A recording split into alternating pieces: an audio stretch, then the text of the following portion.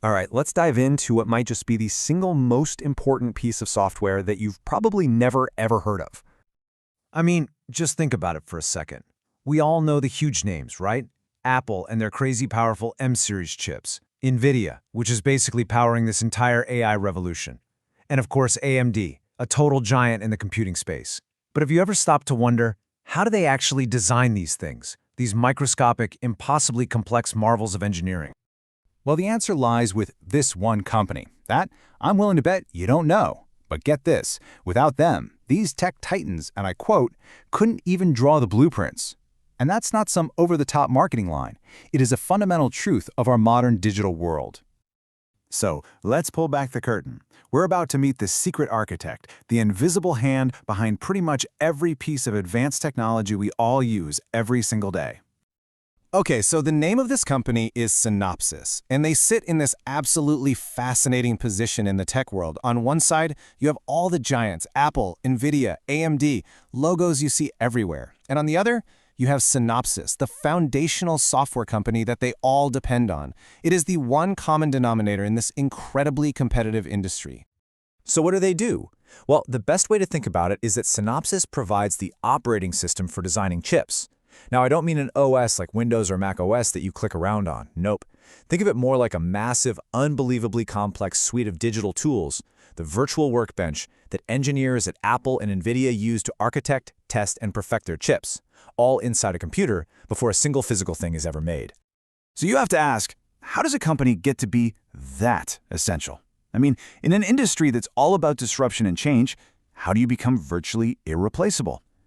Well, you do it by building an absolutely unbreakable moat around your business. So, what is it about this software that makes it so critical and so difficult to compete with?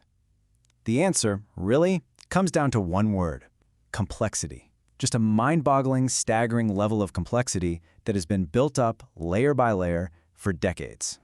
And to really get why, you have to appreciate what it takes to design a modern chip. This is not like just drawing some lines on a screen. You are literally architecting a three-dimensional city on a microscopic scale.